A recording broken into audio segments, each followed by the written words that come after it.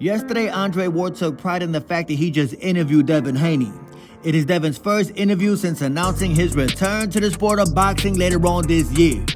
Well, Ryan Garcia seen the preview, and Ryan Garcia posted on Instagram, "Yo, they just clowns being clowns. And you should be ashamed of yourself." I used to respect Andre Ward as a fighter, as a boxer, but the retired version of Andre Ward is kinda corny, y'all.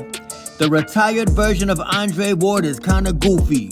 I'm talking about host of All the Smoke podcast, commentator Andre Ward. Cause he's a pussy, that's why. I think Andre Ward needs to choose his energy wisely. He needs to pick a career. Does Andre Ward want to be a pastor, or do he want to be a podcaster? Cause he's not believable in either career, in my opinion. Street nigga, I don't give a fuck. But speaking of Devin Haney, this dude on Twitter by the name of Rick Glazier. A lot of people don't like the man. I don't really know who he is. I just found out who he was recently, but the man tweeted out, Eddie Hearn is talking about Devin Haney versus Liam Pyro in Australia in December. I can't see Devin's father and manager Bill Haney signing off on that after that beatdown that Devin got from Ryan Garcia. Common sense is that you don't go into a rough fight after a rough fight, especially one that's on the other side of the world. We really know you. I went to go check out some of Liam Pyro's highlights, and I think the man is a dangerous fighter. And in my personal opinion, I think Devin Haney's just capping on the internet. Rick Glazier is right. I don't think that Devin Haney would ever step into that ring with Liam Pyro. I don't think that Devin Haney is ever gonna fight an undefeated fighter again.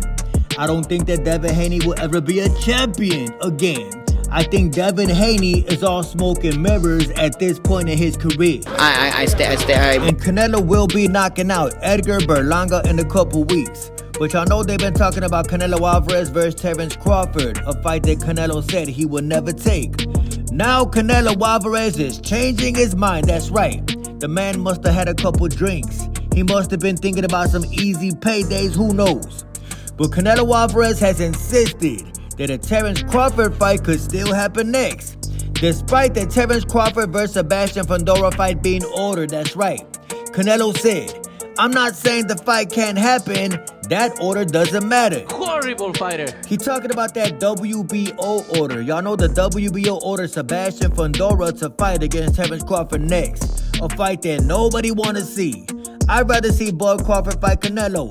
I think Bud Crawford got a chance to beat Canelo Alvarez. I don't care what nobody say. All Canelo got is power. But what good is power if you can't land it? And Shakur Stevenson, the softest individual in boxing. The man who wishes he was some type of gangster. The man who admitted to growing up in a boxing gym, not the block. Dude is soft as hell, I'm telling y'all. Somebody brought up Shakur Stevenson fighting Rayo Valenzuela on Twitter. As y'all can see, Shakur Stevenson said, "Yeah, we can make that happen too. 4 weight division world champion sounds fun. LOL." Who the hell types up LOL? What type of man types up LOL on Twitter like a female? Rayo Valenzuela seen the tweet, and Rayo Valenzuela said, "That's right, let's get it. We can make it happen next. Let's handle business, and we could both do it afterwards." What y'all think about that? Do y'all think that Rayo Valenzuela would ever step into that ring with Shakur Stevenson? Or should I say, do y'all think Shakur Stevenson would step into that ring with Rayo? Y'all know Shakur Stevenson fears power punching southpaws, and Rayo Valenzuela is a power punching southpaw. Why, Keith? Why? In my personal opinion, due to the fact that Shakur Stevenson typed up LOL like a high school female, lets me and you both know that he on that Twitter and stuff again. He ain't trying to fight Rayo Valenzuela, he just wants to interact on Twitter. That's just what the man does. The man is a professional internet gangster. That's all Shakur Stevenson's ever gonna be. That's what Shakur Stevenson will be remembered by in the next 10 years. The man who was all cap on the internet. He's fake. Premier Boxing Champions post this on Instagram, talking about who is next for Rayo Valenzuela. As y'all can see, they got Gervonta Davis, Alberto Puello, Edwin De Los Santos 2, Frank Martin, and Pitbull 2. I think that Rayo should fight Edwin De Los Santos again. I think that Rayo Valenzuela, if he was any type of man, should want to rematch Edwin De Los Santos. Try to get that one back, and then maybe, just maybe, we can see the man in the ring with the face of the sport of boxing, Gervonta Tank Davis. Bum ass nigga. Shakur Stevenson to me ain't nothing but a fictional character on the internet. How many times has Shakur Stevenson capped on the internet? I could think of about 100 times Shakur Stevenson was all cap on the internet. Kinda like last Sunday. Ayo, Shakur Stevenson, what happened, bro? I knew you wasn't cut like that. Sunday it is. This nigga scared. Speaking of another fictional character, Naoya Inoue, one of the biggest hype jobs in today's boxing fights next week. Don't nobody care, the man fights at about 4 o'clock in the morning. But Bob Arum said that Naoya Inoue is a generational talent, and every time he fights, the world stops to watch the master at work. You guys are some haters, bro. Now, Bob Arum knows damn well that Naoya Inoue fights at 3 o'clock in the morning in the United States of America.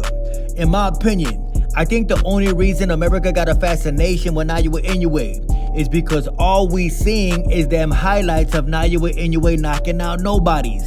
Y'all know damn well that y'all are sleeping when Naoya Inoue is fighting. Therefore, when we wake up, all we seeing is the highlights. Why you disrespecting mine? I said it before, I say it again. Until Naoya Inoue moves to the United States to live in the United States and fights nothing but American fighters, I just can't respect buddy. I think that Naoya Inoue purposely makes his opponents go to the country of Japan, breathe the Japanese air, drink the Japanese water, eat from the Japanese restaurants, and adapt to that Japanese time zone.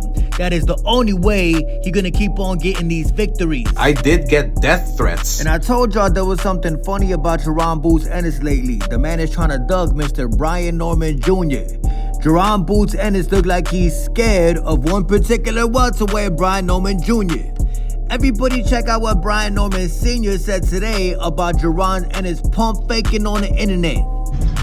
We can make this fight happen. If Eddie Hearn is who he say he is, and you got Turkey Al-Sheik in his corner, we can make this work. We most definitely did not price ourselves. That's why this is even being talked about, because you know Eddie wouldn't have had a problem coming out telling you we outpriced ourselves. We did not at all. We're ready to go.